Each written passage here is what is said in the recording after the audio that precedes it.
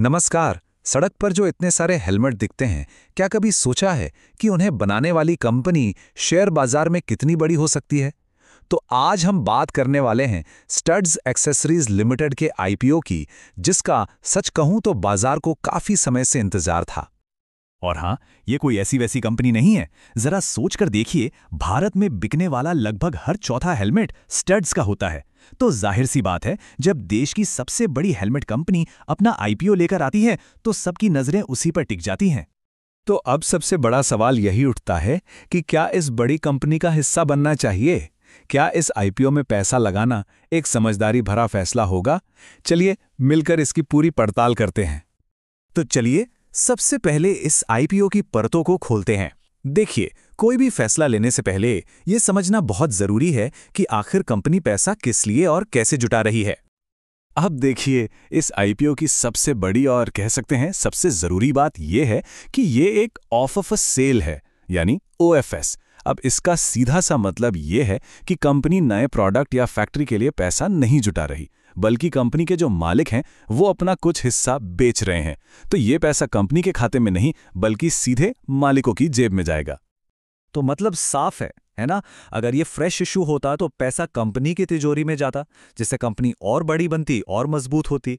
लेकिन स्टड्स के केस में, जैसा हमने कहा, ये पैसा प्रमोटर्स यानी मालिकों के पास जा रहा है। ये एक निवेशक के लिए सोचने वाली बात हो सकती है। ओके, तो अब आते हैं काम की बात पर, मतलब आंकड़ों पर। तारीखें क्या हैं, दाम क्या हैं और कम से कम कितना निवेश करना होगा, चलिए फटाफट देख लेते हैं। तो इसका जो अपर प्राइस बैंड रखा गया है वो है 585 रुपये प्रति शेयर।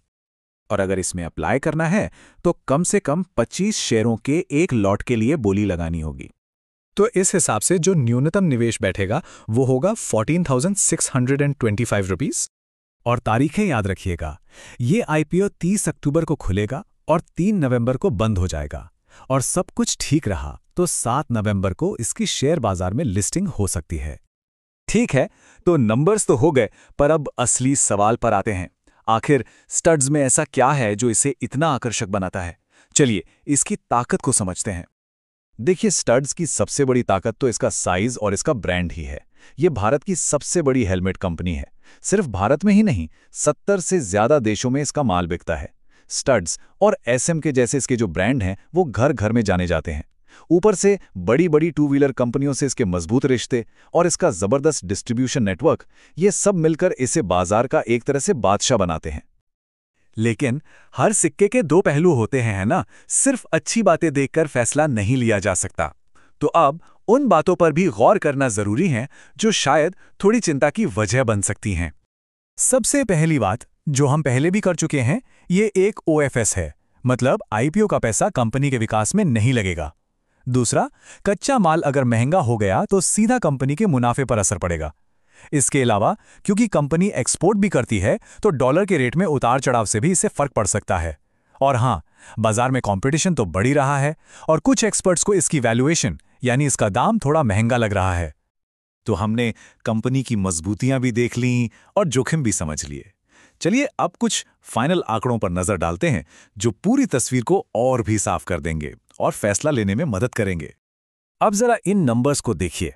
ग्रे मार्केट में यानी अनऑफिशियल बाजार में ये शेयर 50 से 60 रुपए के प्रीमियम पर ट्रेड कर रहा है, जिसे आमतौर पर एक अच्छा संकेत माना जाता है। पहले दिन इसे खरीदार भी अच्छे मिले हैं।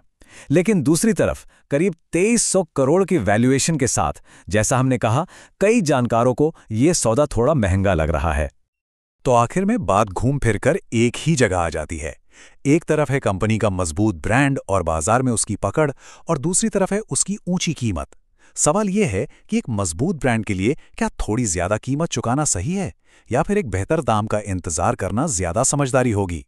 ये एक ऐसा सवाल है जिसका जवाब हर निवेशक को अपने लिए खोजना होगा।